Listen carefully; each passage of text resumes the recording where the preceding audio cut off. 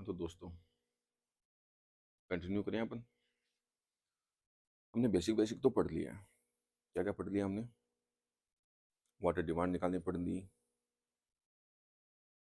हमने, थोड़ा सा बहुत वेल हाइड्रोलिक्स पढ़ लिया, थोड़ा बहुत हमने डिस्ट्रीब्यूशन पढ़ लिया।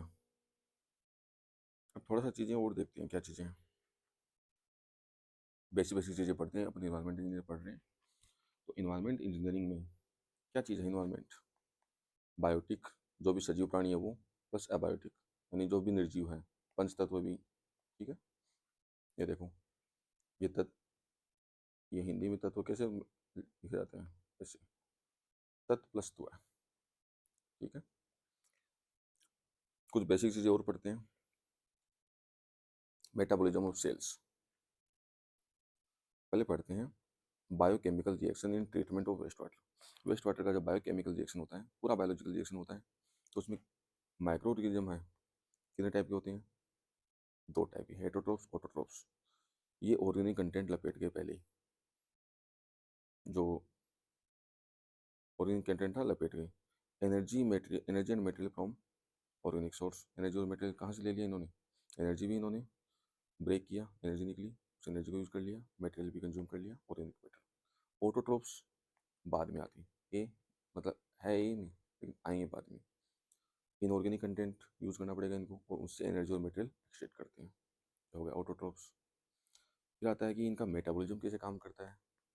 इनका मेटाबॉलिज्म होता है किसी भी, या अपने अंदर भी मेटाबॉलिज्म ऐसे काम करता है। Catabolism, anabolism. कैटाबॉलिज्म पहले होता है, कॉम्प्लेक्स मैटर को सिंपल मैटर में ब्रेक डाउन कर देते हैं, और जो एनर्जी चाहिए होती है वो केमिकल रिएक्शन से ले लेते हैं। कॉम्प्लेक्स मैटर को, अपन जो खाना खाते हैं, जो भी ऑर्गेनिक माइक्रो ऑर्गेनिज्म खाना खाता है, ऑर्गेनिक मैटर को, कॉम्प्लेक्स मैटर होता है पहले, उसको सिंपल मैटर में ब्रेक डाउन करते हैं, उसके लिए एनर्जी चाहिए वो केमिकल रिएक्शन से ले लेते हैं। इनको जब ब्रेक करते हैं तो एनर्जी निकलती है। एनाबोलिज्म क्या होगा? Simple matter derived from catabolism. इसे जो सिंपल मैटर डिराइव्ड हो गया, उसको कॉम्प्लेक्स मैटर बनाएंगे, and that will be useful for growth of cell. और ये रिएक्शन होगी एक्सोथर्मिक, और इससे जो एनर्जी रिलीज होती है उसी को अपन एटीपी बोलते हैं। अपन अपनी जो यूनिट होती है वो एटीपी यूनिट होती है, उसमें अपने को एनर्जी मिलती है। Simple matter derived from the catabolism, और मेक यूज, और क्या बनाते हैं? कॉम्प्लेक्स मैटर बनाते हैं। This energy is exothermic, and exothermic मतलब एग्जिट, एनर्जी रिलीज होती है। तो ऑटोट्रोप्स यहाँ भी ए वाले बाद में आए थे, यहाँ भी कैटाबोलिज्म के बाद एनाबोलिज्म ए वाले बाद में आए। एक्सोथर्मिक होती है, एटीपी एनर्जी रिलीज होती है। उसके बाद जैसे ये मान लो सिंपल मैटर था, कैटाबोलिज्म में सिंपल मैटर बना C6H12O6, जो ग्लूकोज होता है, और इस ये टूटता है C6H12O6 plus oxygen, CO2 plus H2O plus का एनर्जी, और एनर्जी आती है एटीपी के फॉर्म में। अब इसको एनर्जी, इस वाली रिएक्शन को हमें बैलेंस करना चाहिए। 6 कार्बन, और कहीं कार्बन नहीं है, 6CO2, ठीक है, यहाँ हो गया H2O, 12 हाइड्रोजन, यहाँ 6 कर दूंगा तो यहाँ काम हो जाएगा। 6 ऑक्सीजन, 6 ऑक्सीजन ऑलरेडी थी, इस वाले में कितना ऑक्सीजन एक्स्ट्रा है? 6O2, 6 लगा देंगे। यही इसका अपने को आगे बहुत सी बार इसका BOD कैलकुलेट करवाएगा, THOD कैलकुलेट करवाएगा। तो ये अपने को बेसिक इक्वेशन पता होना चाहिए। ये ग्लूकोज है, और ग्लूकोज का ऑक्सीजन की प्रेजेंस में जो अपन हवा सांस लेते हैं, जो हीमोग्लोबिन से चिपक के जो HbO2 बना के कहाँ जाती है? सेल्स में जाती है, ऑर्गेन्स में जाती है, फिर सेल्स में जाती है, और यही ऑक्सीजन यहाँ पे ग्लूकोज से रिएक्शन करती है और एनर्जी निकलती है, और वो CO2 फिर वापस अपन बाहर निकाल देते हैं। ये जो CO2 होती है वो अपन, ये तो रेस्पिरेशन में लिया था, रेस्पिरेशन में जब अपन हवा बाहर छोड़ते हैं, ये CO2 छोड़ देते हैं। तो माइक्रोऑर्गेनिज्म कितने टाइप के होते हैं? Metabolism of cells, catabolism, anabolism, idea लग गया। रेट ऑफ बायोमास प्रोडक्शन है, वो हमेशा रेट ऑफ फूड यूटिलाइजेशन से कम ही होगा। कुछ ना कुछ तो लॉस होते ही होते हैं, क्योंकि कैटाबॉलिज्म जब कॉम्प्लेक्स मैटर ब्रेकडाउन हुआ है तो कुछ वेस्ट भी बनता है, तो जो भी फूड यूटिलाइज हुआ वो हमेशा ज़्यादा होगा, बायोमास कम बनेगा। हाँ, ये तो पता ही है, अपन भी खाना खाते हैं, अपन इंसान भी क्या एनिमल्स ही हैं, खाना खाते हैं, बायोमास प्रोडक्शन कम ही होता है हमेशा, अपन फूड यूटिलाइज ज़्यादा करते हैं। अब देख लो थोड़ा सा डिफरेंट टॉपिक है, आगे काम आएंगे। रिएक्टर के टाइप्स। रिएक्टर के टाइप्स क्या क्या हैं? जो भी माइक्रो ऑर्गेनिज्म अपन कहाँ यूज़ में लेते हैं इनको? एएसपी में यूज़ में लेते हैं, ट्रिकलिंग फिल्टर में, बस पूरा बायोलॉजिकल ट्रीटमेंट अपन इन्हीं से तो करवाते हैं। ठीक है, तो उसमें अब जो रिएक्टर होता है वो रिएक्टर कितने टाइप के होते हैं? जहाँ पे रिएक्शन हो रही होती है वो रिएक्टर, जहाँ बायोलॉजिकल रिएक्शन हो रही है। एक होता है कंटिन्यूस मिक्सिंग, एक होता है प्लग फ्लो, और एक होता है batch reactor. Batch reactor simple है, सिंपल पानी फिल करो, फिर कुछ बंद कर दो, कंप्लीट फिल कर दो, और फिर जब सब कुछ काम हो जाए, पूरी रिएक्शन हो जाए, तो उसको विड्रॉ कर लो, फिल एंड विड्रॉ। इसमें कोई शॉर्ट सर्किटिंग का इशू नहीं होता, क्योंकि हमने पूरा भरा, पूरा हमने विड्रॉ कर लिया। इनमें क्या होता है कंटिन्यूस मिक्सिंग वालों में, ये बैच रिएक्टर हो गया, और इनमें पानी जो फ्लो होता है कंटिन्यू आता है, वेस्ट वाटर कंटिन्यू आता है। तो कंटिन्यूस मिक्सिंग में क्या होता है, अपन इनलेट पे ही यहीं पे कंप्लीट मिक्स करवा दिया, यहीं पे जो भी कंसंट्रेशन आ रही थी उसको हमने कंटिन्यूस मिक्सिंग करा दिया, पहले कंप्लीट मिक्स करा दिया, कंसंट्रेशन ऑफ ऑर्गेनिक मैटर कम हो गई, तो इससे क्या एफिशिएंसी कम निकल के आती है। प्लग फ्लो में क्या करते हैं अपन, अपन आने देते हैं क्यू को, अभी अपन कोई मिक्सिंग नहीं करते, अपने आप क्या बोलते हैं first order kinetic reaction natural तरीके से होने दो। फर्स्ट ऑर्डर जो काइनेटिक रिएक्शन होगी नेचुरल तरीके से होने दो, हम कोई मिक्सिंग वगैरह नहीं करेंगे। यहाँ सी नोट था, यहाँ कहीं बाद में सी टी आएगा, यहाँ देख लो सी नोट था, यहाँ पर कंसनट्रेशन ऑफ ऑर्गेनिक मैटर ज़्यादा होगी, तो रिमूवल भी ज़्यादा होगा, क्योंकि अपन पूरे पानी को लेके हमने मिक्स नहीं किया। इतना पानी अगर मिक्स करेंगे, क्योंकि यहाँ तो सी नोट कंसनट्रेशन है, यहाँ आउटपुट वाली कंसनट्रेशन होगी कुछ, ठीक है। तो अगर पहले मिक्स कर देंगे तो कंसनट्रेशन तो मास तो फिक्स है, माइक्रो ऑर्गेनिज्म का मास या फूड का मास तो मिक्स सेम है, जो भी ऑर्गेनिक मैटर है उनका मास तो फिक्स है, और ज़्यादा पानी के अंदर मिक्स कर दोगे तो उनकी यहाँ पे कंसनट्रेशन कम हो जाती है कंटिन्यूस मिक्सिंग में। यहाँ पे हमने कोई मिक्सिंग नहीं की, नेचुरल तरीके से होने दिया, तो ये फॉलो करता है फर्स्ट ऑर्डर काइनेटिक रिएक्शन। और फर्स्ट ऑर्डर काइनेटिक रिएक्शन अपन पूरे इन्वायरमेंट में ये पढ़ते हैं, D C T by D T is proportional to C T, यानी जो मेटेरियल कंजम्पशन करने की जो रेट है वो उस टाइम पे अवेलेबल फूड के प्रोपोर्शनल होगी। जो अवेलेबल फूड, मतलब अगर फूड अवेलेबल कम होगा तो रेट कम होगी, फूड अवेलेबल ज़्यादा होगा तो रेट ज़्यादा होगी। ऑर्गेनिक मैटर भी आगे जाके डिग्रेड होगा, वो भी ऐसे होगा, D L T by D T is proportional to L T, और यहीं से आती है एल टी बराबर एल नोट ई की पावर माइनस के टी। ये ऑर्गेनिक मैटर की डिग्रेडेशन की कंसनट्रेशन है, यही है D C T by D proportional D T. ये कंसनट्रेशन ऑफ ऑर्गेनिक मैटर भी है और कंसनट्रेशन ऑफ, इसको मान लो कंसनट्रेशन ऑफ माइक्रो ऑर्गेनिज्म मान लो, D C T by D T proportional to C T first order kinetic reaction. यहाँ पर कंसनट्रेशन ऑफ ऑर्गेनिक मैटर मान लो ज़्यादा होगी तो रिमूवल भी ज़्यादा होगी। क्यों? यहाँ सी नोट है, यहाँ जाते धीरे धीरे करके कम हो रही है। हमने इसमें क्या किया, कम्प्लीटली मिक्स वाले में हमने यही मिक्स कर दिया पूरा, पूरे ही ऑलरेडी कम होगी कंसनट्रेशन।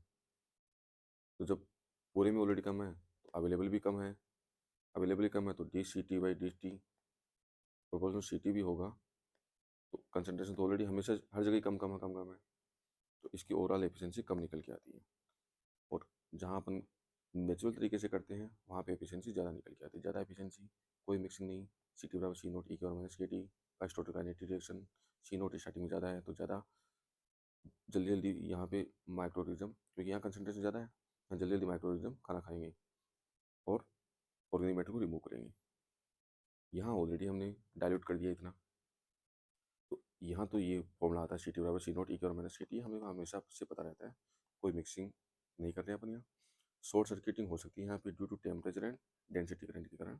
शॉर्ट सर्किटिंग मतलब हमें टाइम देना था पूरी रिएक्शन के लिए, कुछ टी डी देना था, वो ये होगा डिटेंशन टाइम, किसी भी रिएक्शन के लिए मान लो डिटेंशन टाइम देना था, और हमने टाइम दिया टी जो कि कम है टी डी से, तो पूरी कंसनट्रेशन जो इतनी अपने को एफिशिएंसी चाहिए थी कंसिस्टेंसी तो ज़्यादा ही रही, एफिशिएंसी क्या हो गई, कम हो गई। तो एफिशिएंसी कम हो गई, इसी को बोलते हैं short circuiting. Fill and withdraw में कोई शॉर्ट सर्किटिंग का इशू नहीं है। प्लग फ्लो में जहाँ कंटिन्यूस चल रहा है तो वहाँ पे कभी फ्लो ज़्यादा आ गया, ठीक है, फ्लो ज़्यादा आ गया, एरिया तो कांस्टेंट है, वेलोसिटी ज़्यादा हो जाएगी, तो पानी जल्दी बह के निकल गया। हमें टाइम देना था T D detention time, time मिला कम, तो क्या हो गया, शॉर्ट सर्किटिंग हो गया। तो ये जो कंटिन्यूस फ्लो है उसमें दिक्कत आती है, फिल एंड ड्रॉ में कोई दिक्कत नहीं आती। कंटिन्यूस फ्लो में दो हैं, एक में अपन कंटिन्यूस मिक्स कर देते हैं, स्टार्टिंग में ही मिक्स होता रहता है, और एक में अपन कोई मिक्सिंग नहीं करते, प्लग फ्लो की तरह काम करता है, प्लग फ्लो रिएक्टर। तो ये कंटिन्यूस मिक्सिंग, इसको नाम से ही लग रहा है। आगे इसको दूसरा और भी नाम बोलेंगे, कंटिन्यूस मिक्सिंग रिएक्टर इस टाइप से बोलेंगे, देखेंगे आगे क्वेश्चन वगैरह में। इसका इक्वेशन ये हो जाती है, किसी भी टाइम पे सी टी बराबर सी नोट अपन 1+kT। कहते हैं कि वन ये वो वाली है कि ये वन इसलिए आया है क्योंकि हमने कम्प्लीटली मिक्स करवाया, हमने सी नोट अपन 1+kT।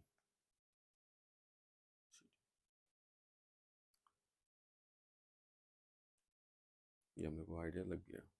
थोड़ी अपन एल की कहानी पढ़ लेते हैं, क्या है एल की, बहुत बार पढ़ेंगे अपन एल की, एक बार देख लेते हैं कि हाँ क्या पढ़ रहे हैं अपन। एल की, एल की को हटाते कैसे पानी से, कॉपर सल्फेट। एल की पानी में प्रेजेंट बाइकार्बोनेट को कार्बन सोर्स के रूप में यूज कर लेता है, देख रहे हो, बाइकार्बोनेट एल्कलिनिटी में काम आएगा, ये आगे को कार्बन के रूप में यूज करता है, तो OH माइनस रह जाते हैं, ठीक है, एक्यूमुलेट हो जाते हैं, और पानी क्या हो जाता है, एल्कलाइन हो जाता है। कैसे, पानी के अंदर कार्बोनेट होते हैं और प्लस H2, ये नॉर्मल रिएक्शन चलती रहती है, HCO3 माइनस OH माइनस, ये pH के बेसिस पे रिएक्शन चलती रहती है। अब एल्गी था पानी में, एल्गी क्या है, प्लांट्स हैं, ये क्या है, ये यूज़ कर लेते हैं इसको कार्बन सोर्स के रूप में, ये यूज़ कर लेते हैं एल्गी। तो ये नहीं रहा, जब ये यूज़ होता जा रहा है तो रिएक्शन फॉरवर्ड डायरेक्शन में आगे बढ़ेगी, तो OH माइनस के साथ में कंसनट्रेशन बढ़ती जाती है, और OH माइनस क्या करता है, एल्गिनिटी इंक्रीज करता है। एल्गिनिटी कौन कौन करता है, HCO3 माइनस, OH माइनस और CO3 2 माइनस, आगे अपन इसको डिटेल में पढ़ेंगे। तो ये वहाँ फिर से डिस्कस करेंगे। HCO3 माइनस को कार्बन के रूप में यूज़ करते हैं, तो OH माइनस रह जाते हैं और एक्यूमुलेट हो जाते हैं। पानी बेसिक था, पानी बेसिक एल्कलाइन हो गया OH माइनस का। Utilization of HCO3 minus by carbonate, H2 plus CO2, H2CO3 बना, ठीक है, H2CO3 फिर डिसोशिएट हुआ, ये पूरी क्या रिएक्शन है, ये कार्बोनेशन रिएक्शन है, ये भी अपन आगे देखेंगे। तो हमने यहाँ क्या देखा, एल्गी HCO3 माइनस को यूज करता है, क्योंकि एल्गी को कार्बन कंटेंट तो चाहिए ग्रो करने के लिए, पेड़ है, कैसे ग्रो करे, कार्बन कंटेंट चाहिए, तो इस HCO3 माइनस को यूज कर लेता है। अब अपने बेसिक सा पढ़ लिया है, थोड़ा सा बेसिक और पढ़ते हैं अपन। वो चलते हैं, अपन चलते हैं अब कहाँ, सीवरेज डिजाइन पे चलते हैं, देखते हैं क्या है तो सीवरेज डिजाइन में।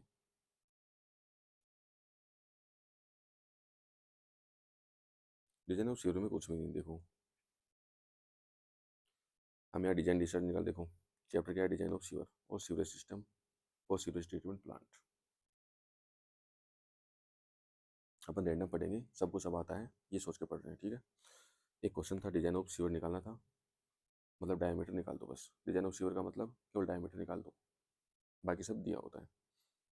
डिजाइन डिस्चार्ज कितना आएगा, वहाँ peak factor into Q average, वहाँ यहाँ क्या कर रहे हैं अपन, डिजाइन डिस्चार्ज निकालने किसका, सीवेज का, जो अपने घरों से पानी जाता है उसका। तो पीक फैक्टर 3 आ गया, कैसे आया था 3, 2 times of Q M D, नहीं, क्यू एम डी बराबर का 2 टाइम्स ऑफ क्यू एवरेज, और फिर क्यू एम एस निकाला था 1.5 times of Q M D, तो कितना हो गया 3 टाइम्स, 1.5 और 2 टाइम्स कितना हो गया 3 टाइम्स ऑफ क्यू एवरेज, निकाल दिया, मीटर टू पर सेकेंड में निकाल दिया। ये किसका है, अब देखो ये हमें 150 लीटर पर कैपिटा किसका दिया हुआ है, वाटर की डिमांड दी थी अपने को, हमने पानी इतना यूज़ किया, हमने वेस्टेज कितना बनाया 0.8%, 80% यूज़ का वेस्टेज किया, ये एज्यूम करना होता है 80% के लगभग हमने वाटर से सीवरेज बनाते हैं। 0.8 से मल्टीप्लाई कर दिया, 0.8 into water supply sewage, D/D बराबर 0.7। इसको कैसे मानना होता है, आपको सर्कुलर सेक्शन डिजाइन करना है तो D/D आप 1/2 से 3/4 के बीच में मानो, आधे से 75% के रूप तक। ये आधा हो गया तो मानो आप यहीं तक डिजाइन करेंगे। अपन पूरा क्यों नहीं डिजाइन करेंगे ये भी बताएंगे, और कम क्यों नहीं करेंगे वो भी बताएंगे। D/D 1/2 से आगे पढ़ेंगे वो, 1/2 से 3/4 हमने 0.7 मान लिया, पूरी ज्योमेट्री आ जाती है। एंगल अल्फा निकाल लो। एंगल अल्फा क्या था, D/D बराबर का 1/2 इंटू 1 माइनस का कोस अल्फा बाई 2 ज्योमेट्री से आता है। इससे हम निकालेंगे पेरीमीटर का रेशियो। ये क्या है, अल्फा बाई 360 डिग्री, और A/A ये अपने को 3 फॉर्मूला याद करने होते हैं। अल्फा बाई 360 डिग्री माइनस का साइन अल्फा बाई 2 पाई, और इसी से पूरी अपना डायमीटर निकालना है, डाया ऑफ सीवेज, ये निकल के आ जाता है। ये D क्या है, फ्लो ऑफ डेप्थ है, फ्लो ऑफ डेप्थ। ये क्या है, कैपिटल D, डाया ऑफ मतलब maximum depth of the flow, और डाया ऑफ सीवर। बस अपने को ये निकालना होता है।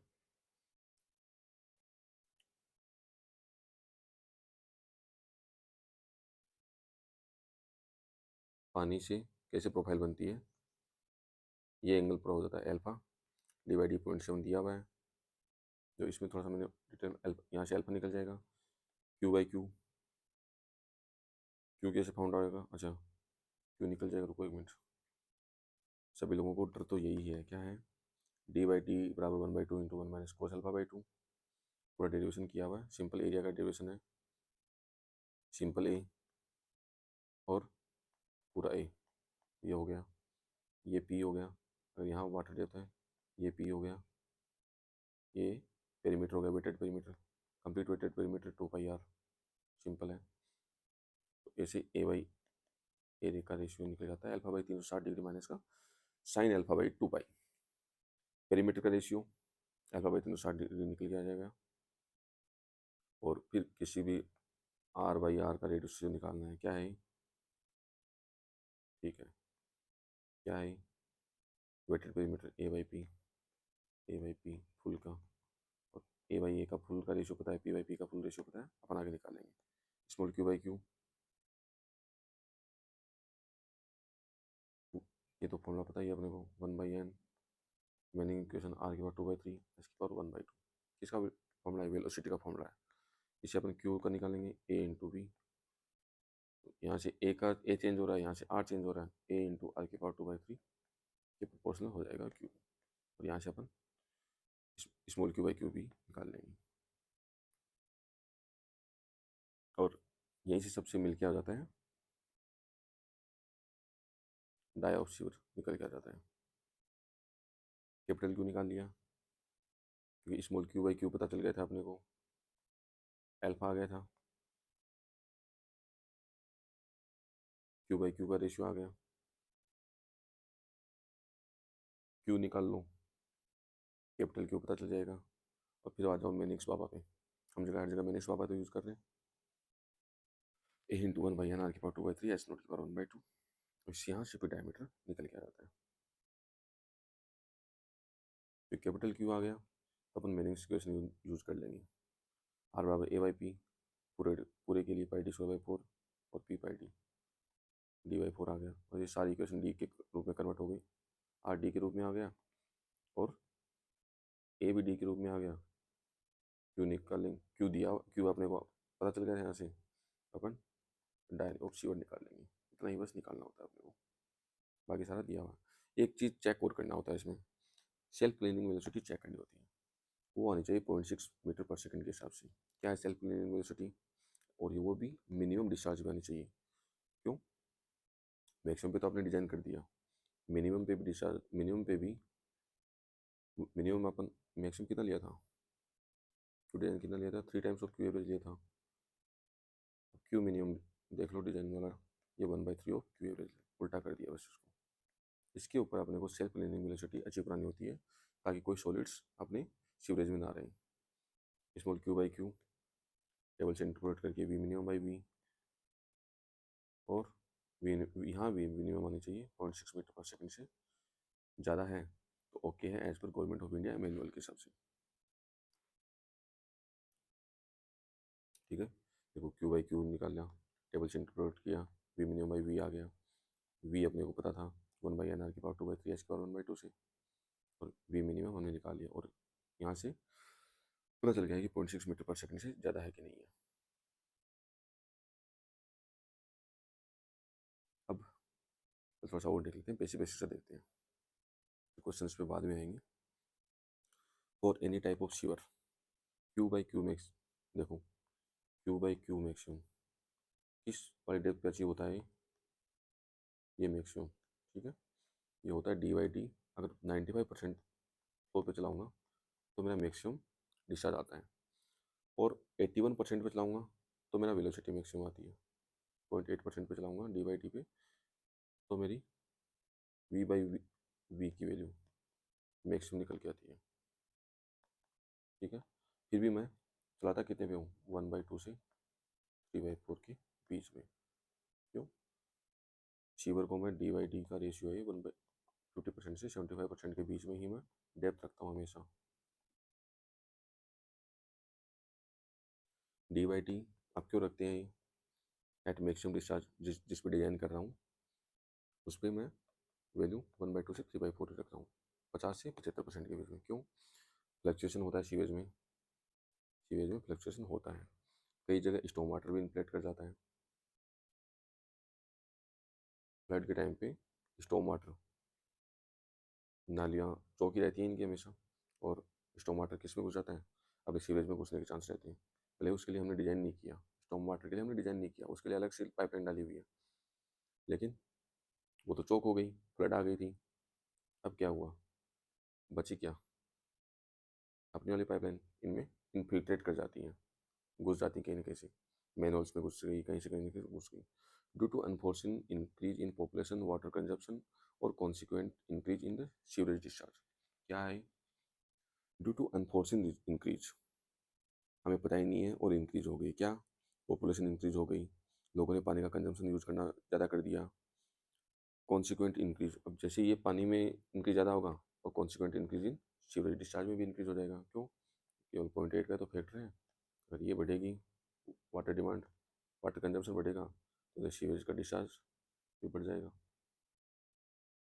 इसलिए हम ऊपर वाला पार्ट खाली छोड़ते हैं, इसके ऊपर वाला यूज क्यों नहीं करते, ये तो हमें पता चल गया। फ्लक्चुएशन होता है उसके लिए जगह छोड़नी होती है, स्टॉर्म वाटर भी इन्फ्लेट कर जाता है उसके लिए भी जगह छोड़नी होती है, और कई बार इंक्रीज कर दिया, पॉपुलेशन इंक्रीज हो गई, वाटर कंजप्शन इंक्रीज हो गया, तो अपनी सीवेज का जो डिस्चार्ज है वो इंक्रीज हो जाता है, इसके लिए अपने ऊपर वाली जगह छोड़ दी।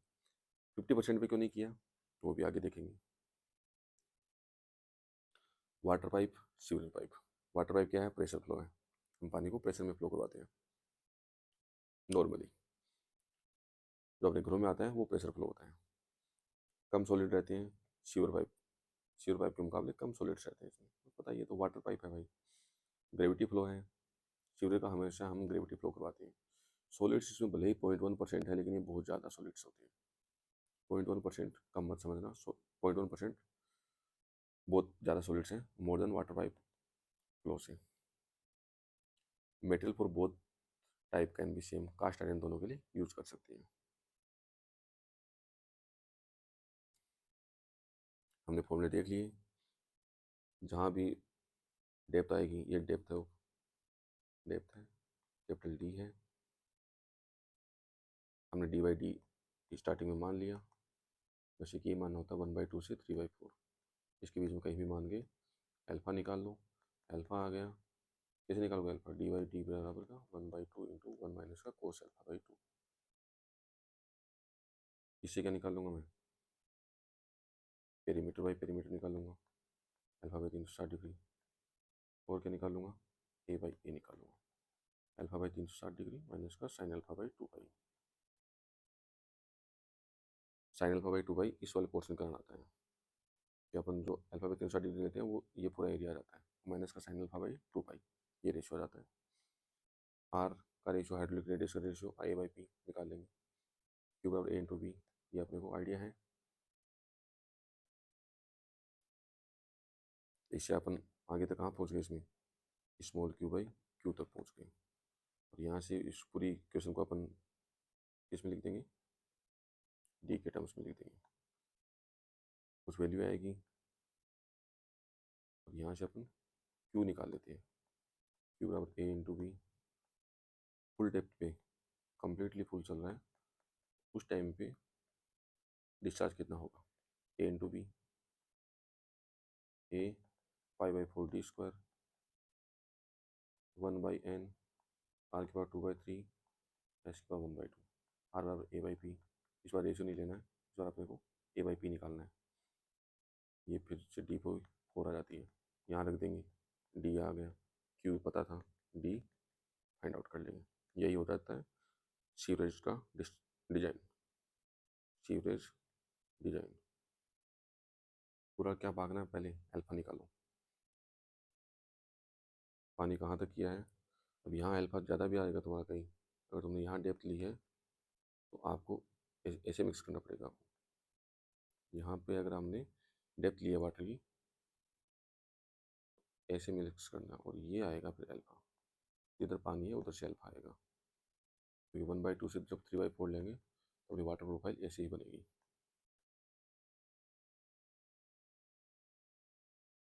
फिर क्या था, हमारा पूरा डेरिवेशन हो गया, तो ब्रह्मास्त्र ऑफ डिजाइन अचीवर लिखा है। क्या ब्रह्मास्त्र है, पीक डिस्चार्ज सेफली कैरी कर सके विदाउट इरोडिंग, मिनिमम डिस्चार्ज पर सेल्फ क्लीनिंग वेलोसिटी अचीव हो जाए, और सीवर फुल फ्लो पर काम भी ना करें 0.6 से 0.8। हाँ, ये हमने सबसे पहले ध्यान रख लिया, 0.6 से 0.8 लिखा है, 1/2 से 3/4 कर लो, एक ही बात है। 60% से 80% ही अपने को करना है, या 50 से 75% करना है, ठीक है। पीक डिस्चार्ज पर सेफली कैरी कर सके, रोड भी नहीं होनी चाहिए। अब इसमें एक मैक्सिमम वेलोसिटी की भी कहानी आती है, आगे देखेंगे वो। मैक्सिमम वेलोसिटी अचीव करा दी, डी निकाल लिया, मिनिमम वेलोसिटी पे चेक कर लिया, self cleaning velocity greater than 0.6 metre per second है कि नहीं है। फिर हमने क्या किया, सीवर फुल फ्लो पर काम ना करिए, तो हमने पहले ध्यान दे लिया, बस इतना ही है ब्रह्मास्त्र डिजाइन सीवर का।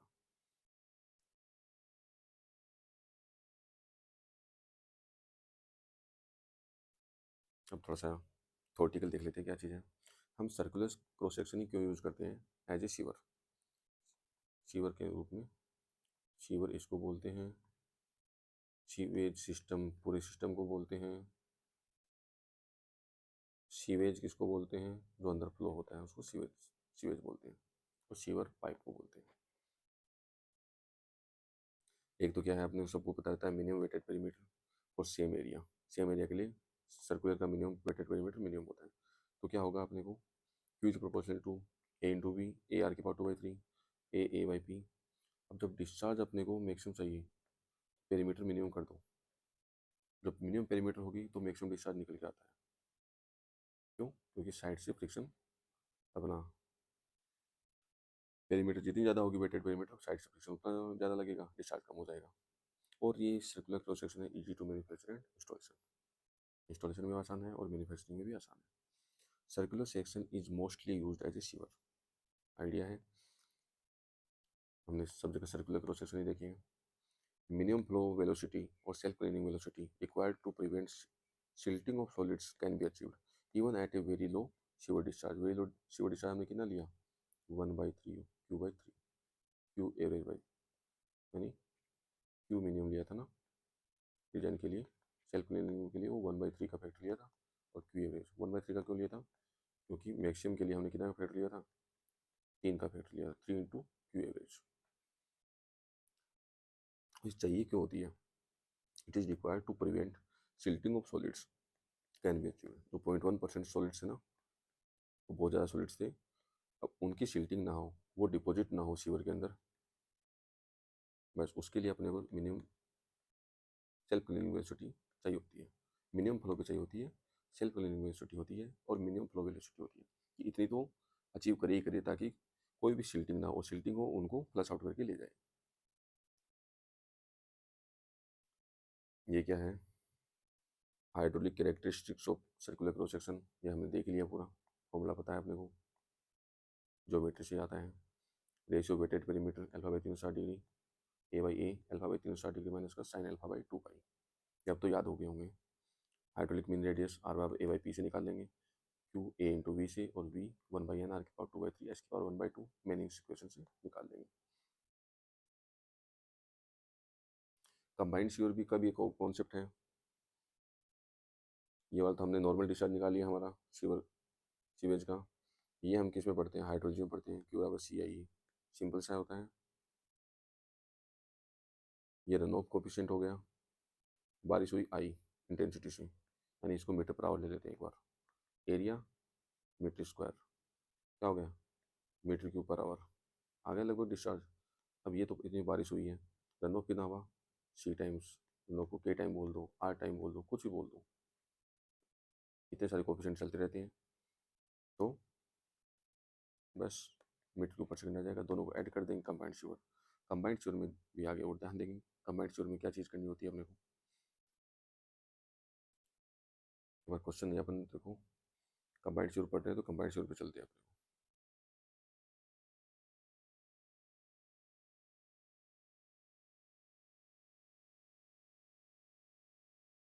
कहाँ गया कंबाइंड सीवर,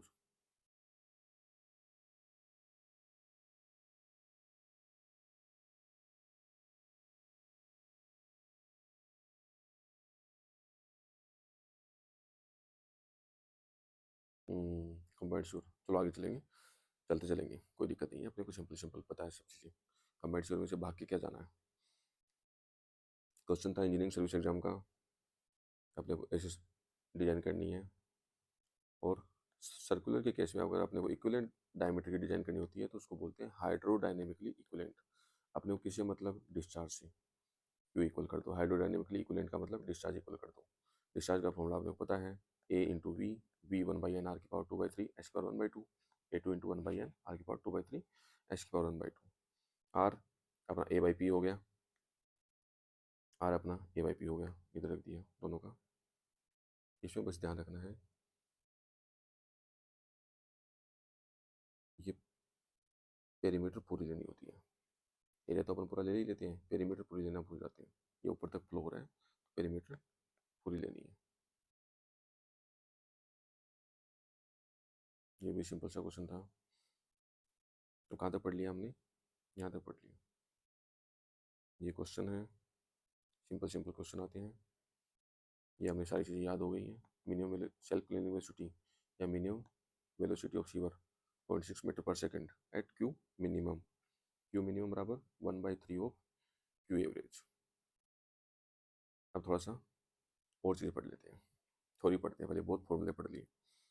मैनहोल, मैनहोल कहाँ प्रोवाइड करते हैं, at junction of sewer pipe पे। सीवर पाइप का जहाँ जंक्शन होगा वहाँ करेंगे, जहाँ दो डायमीटर आपस में जुड़ेंगे वहाँ मैनहोल प्रोवाइड करेंगे, जहाँ दो स्लोप होंगे वहाँ मैनहोल प्रोवाइड करेंगे, दो डायरेक्शन में हो रही हैं तो मैनहोल प्रोवाइड करेंगे, दो डायरेक्शन में सीवर जा रही है, किसी डायरेक्शन चेंज हो रही है, मैनहोल दे दिया। At every 100 meter along the sewer, normal जा रही है, कोई स्लोप कुछ नहीं आ रहा, ना कोई डाया चेंज हो रहा, तो 100 मीटर में तो आपको देने ही देने हैं। क्यों, to clean the sewer, sewer को साफ सुथरा भी रखना है, क्लीन भी करना है। और at the head of the sewer, starting में तो मैनहोल देना ही देना है जहाँ से सीवर स्टार्ट हो रही है। अब एक आता है एंटी साइफन सीवर। क्या होता है एंटी साइफन सीवर, क्या होता है, साइफन को उल्टा कर दो, लिखा है ये इसने, साइफन का एंटी, तो साइफन को उल्टा कर दो। साइफन कैसा होता है, ऐसा, एंटी साइफन सीवर ऐसा। क्या, क्यों, क्योंकि ऊपर से रेलवे लाइन और रोड जाएंगी, to pass sewerage line below road और रेलवे लाइन, तो अपन एंटी साइफन सीवर दे देते हैं। अब एक कॉन्सेप्ट आता है ड्रॉप मैन होल का। ड्रॉप मैन होल क्या होता है, to connect two types of sewerage line. Drop manhole मतलब हमें दो सीवरेज लाइन को जोड़ना है, अगर उनका लेवल डिफरेंस 600 mm से ज़्यादा है। ये मैनुअल था, इनकमिंग वाली आई, आउटगोइंग वाली गई। मैनुअल का डिफरेंस कितना हो गया, 600 mm से ज़्यादा हो गया। यहाँ पे सीवर लाइन का डिफरेंस 600 mm का लेवल डिफरेंस आ गया, तो पानी एक सीवर गिरेगा एकदम से, तो अपन क्या प्रोवाइड करते हैं, ऐसे करके ड्रॉप और मैनुअल प्रोवाइड कर देते हैं।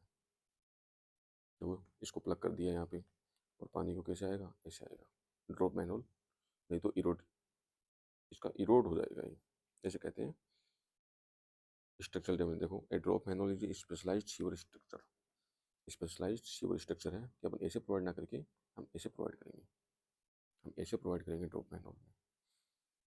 Is a specialised sewer structure use to safely connect a high level branch sewer to a low level main sewer. ठीक है, यहाँ से ब्रांच सीवर आ रही है, कलेक्शन कौन करके लाती है, ब्रांच सीवर करके लाती है, और ये आगे कौन है, मेन सीवर है। और अगर इनका लेवल डिफरेंस 600 mm से ज़्यादा है, जो कि साइड पे आ जाता होगा, कोई बड़ी बात नहीं है, तो अपन ड्रॉप मैनहोल प्रोवाइड करते हैं। It prevents waste water from free falling directly into the main chamber में डायरेक्ट पड़ता, तो क्या होता, एलिमिनेटिंग डेंजरस स्प्लैशिंग होती, बदबू आती, एंड स्ट्रक्चरल डैमेज भी हो सकता था, इरोडेशन वगैरह कुछ, क्या बोलते हैं उसको, इरोडिंग हो जाएगी। ओके, तो ये हो गया ड्रॉप मैनहोल 600 mm वाला। कि इनकमिंग ब्रांच, ये क्या है, इनकमिंग ब्रांच लाइन है, इधर से कौन जा रही है, या फिर इधर से मान लो कौन जा रही है, मेन लाइन जा रही है, तो यहाँ पे 600 mm का अगर डिफरेंस आ गया तो मैं ऐसे प्रोवाइड करूँगा। ठीक है, ड्रॉप मैनहोल। अब आता है कैच बेसिन। देखो कैच बेसिन लग ही रहा है, सबने देखा ही होगा, टू रिमूव और prevent unwanted items to drains, drain के अंदर कोई अनवांटेड कचरा जाए ही ना, उसको रिमूव करने के लिए, प्रिवेंट करने के लिए अपन क्या लगाते हैं, रोड साइड में कैच बेसिन लगाते हैं। अभी अगर हमने कंबाइंड सीवर डिजाइन किए तो लगाने पड़ेंगे ना, नॉर्मल अगर सीवर डिजाइन किया था तो नहीं लगाने पड़ेंगे, क्योंकि सीवर यहाँ से थोड़ा जाता है, यहाँ से क्या जाता है, स्टॉर्म वाटर जाता है। अगर हमने कंबाइंड सीवर डिजाइन किया है तो एक स्टॉर्म वाटर का कचरा, बारिश का कचरा इसमें जाए ना, इसके लिए कैच बेसिन लगा देते हैं। या फिर अगर हमने स्टॉर्म वाटर सिस्टम डिजाइन किया है, सीवरेज सिस्टम भी डिजाइन किया, और एक हमने स्टॉर्म वाटर सिस्टम डिजाइन किया, तो आता है कैच बेसिन का कॉन्सेप्ट। लीपिंग स्पिलवे क्या है, to separate the storm water with sewage, तो क्या लगाते हैं अपन, लीपिंग स्पिलवे लगाते हैं। गटर इनलेट क्या होता है, to drain storm water into storm storm sewer के अंदर स्टॉर्म वाटर को ड्रेन करने के लिए गटर इनलेट लगाते हैं, लगाते होंगे बीच बीच में गटर इनलेट, ये होगा गटर इनलेट, ऊपर कैच बेसिन लगा दिया होगा ये। ठीक है, ट्रैप क्या होते हैं, गली ट्रैप होते हैं, इंटरसेप्टिंग ट्रैप होते हैं। गली ट्रैप तो कहाँ लगाते हैं, at the junction of roof drain और other drain coming from bathroom और किचन। दो टाइप की ड्रेन है, एक रूफ से ड्रेन आ रही है, एक बाथरूम और किचन से ड्रेन आ रही है, उनको बीच में जहाँ कनेक्ट हो रही है गली ट्रैप लगा देते हैं। Intercepting trap, to prevent foul gases from sewer used in water closet. अपने टॉयलेट में जो टॉयलेट सीट होती है उसके अंदर इंटरसेप्टिंग ट्रैप रहता है, ताकि उसके अंदर हमेशा पानी रहे और फाउल गैसेज अंदर ना आए कभी भी, तो उसको इंटरसेप्टिंग ट्रैप बोलते हैं। वेंट पाइप क्या होती है, देखो वेंट पाइप की बहुत सारी चीज़ें हैं, to release the foul gases, ठीक है, जो बदबूदार गैसेज है उनको रिलीज करने का, foul gases. Vents also provide oxygen for sewers to carry out the aerobic digestion.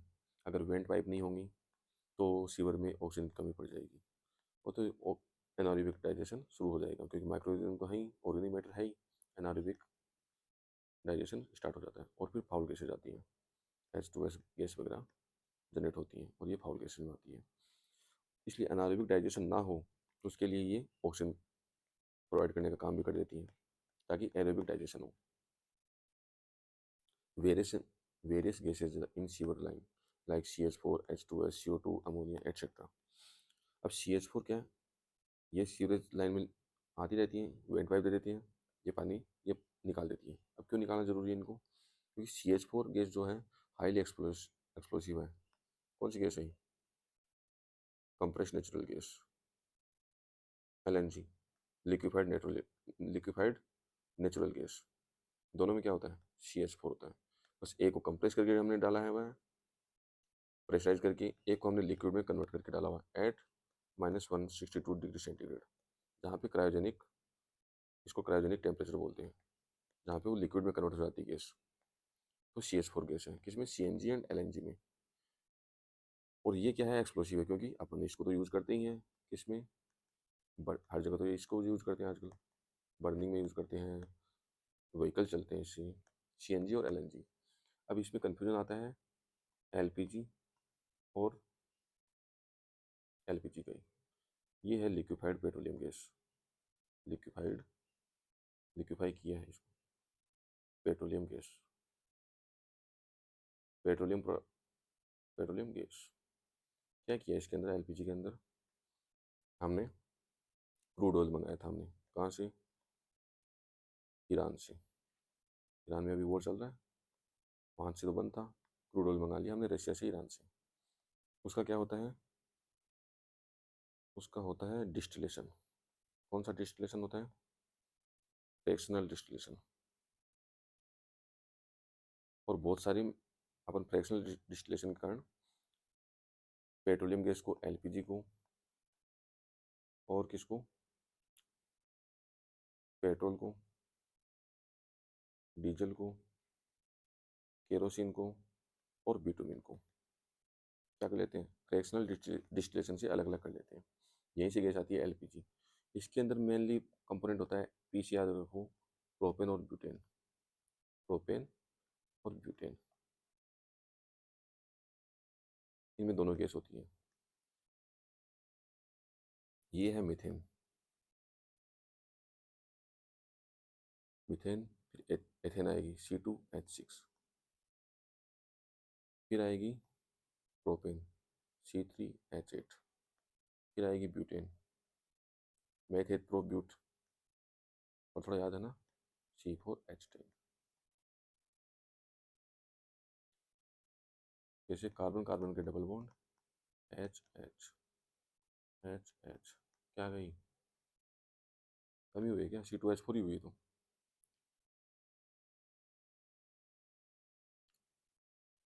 सब सिंगल बॉन्ड है इसमें, हाँ वो तो एथीन और एथेन, मेथेन एथेन। ठीक है भाई, शीट देख लेना, मैंने तो मैथ प्रो ब्यूट वाला था, इसको फिर कभी देख लेंगे। हाईली एक्सप्लोसिव गैस कई बार तो मैनहोल को भी उड़ा देती है, अब ये हाईली एक्सप्लोसिव गैस है, कई बार तो ये मैनहोल्स को भी उड़ा देती है। और to avoid building up of sewage gas and to maintain atmospheric gases, हम क्या करते हैं, वेंट पाइप प्रोवाइड करते हैं, ताकि ये सब तो निकल जाए और नॉर्मल गैस आ जाए, N2O2, ये सब एटमॉस्फेयर प्रेशर वाली गैस आ जाए, किसी को दिक्कत ही ना हो। ठीक है, ऑक्सीजन प्रोवाइड करना और इन गैसेज को बाहर निकालना, एक्सप्लोसिव गैसेज को बाहर निकालना। मेथेन याद हो गया ना, नेचुरल गैस है, बायोगैस से भी यही बनती है, आगे अपन बायोगैस डाइजेस्ट पढ़ेंगे।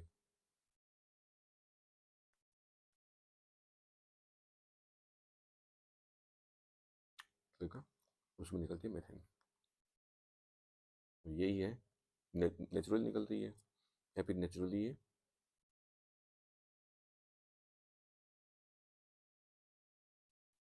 नेचुरली मिलती भी है गैस,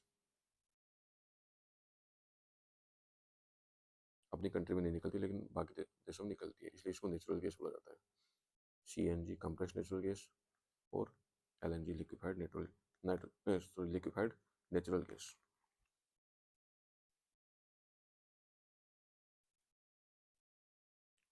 और क्या था अपना आगे,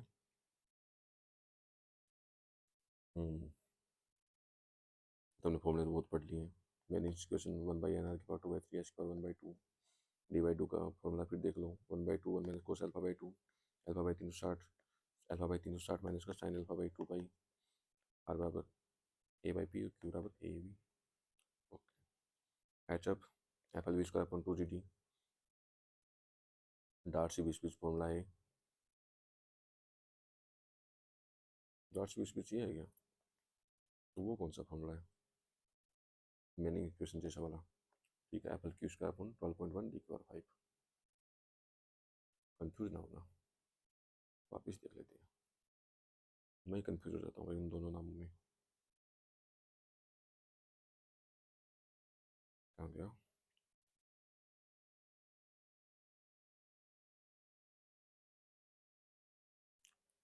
कहा तो सही, डार्सी विस्पिस फॉर्मूला यही है, ये है हेजन विलियम्स इक्वेशन।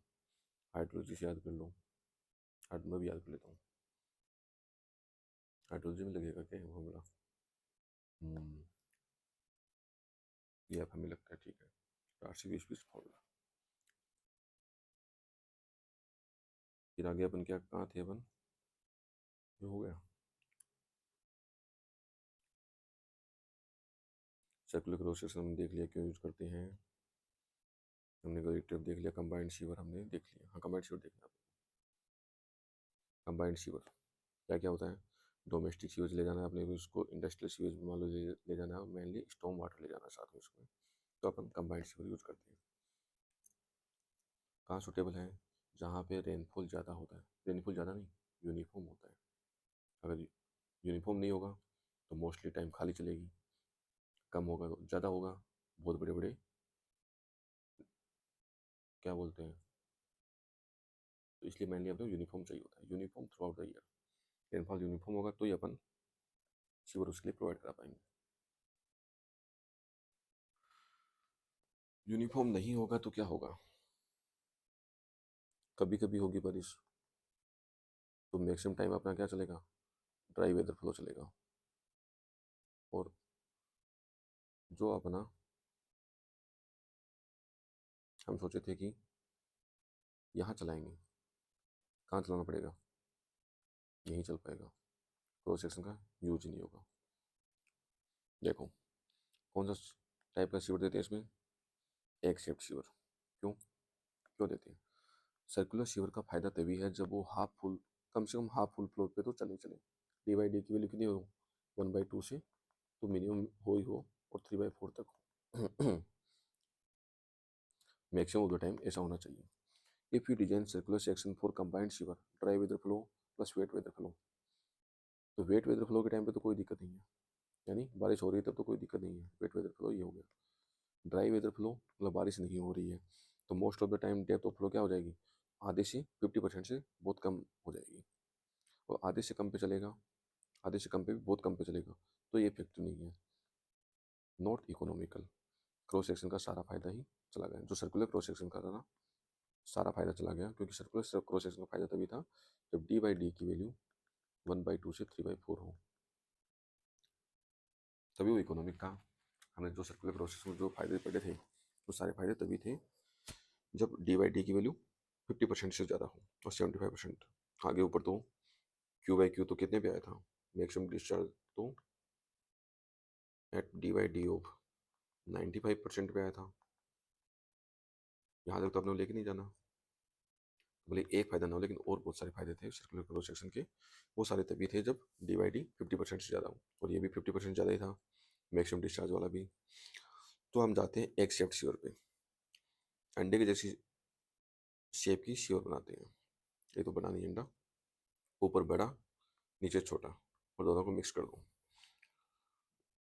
छोटा वाला इफेक्टिव होगा इन ड्राई वेदर फ्लो, जब बारिश नहीं आ रही होगी तो इसका वो लगभग 50% पे चालू हो जाएगा, और ये होगा ड्राई वेदर फ्लो में, लगभग यहाँ पे डेप्थ रहेगी, तो इसका फायदा हो गया dry weather wet weather flow में, इस वाले का फायदा हो गया ड्राई वेदर फ्लो में, कंबाइंड सीवर के केस में।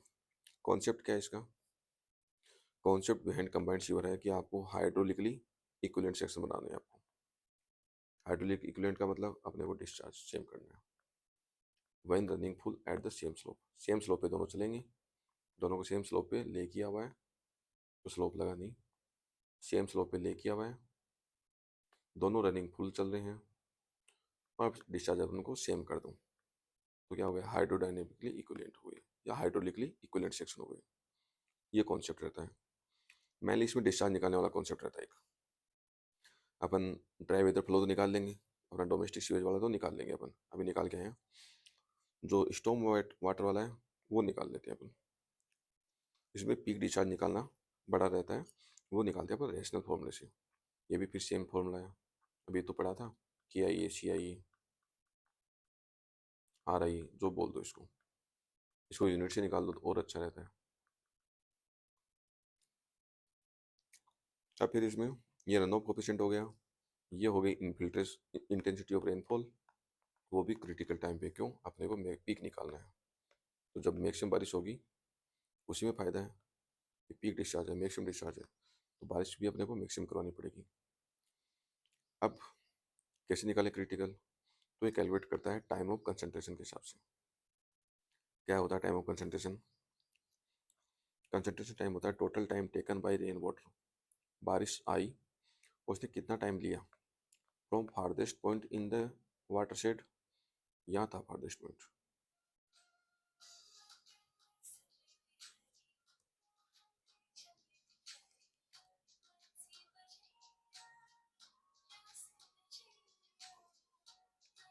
Second to the wait.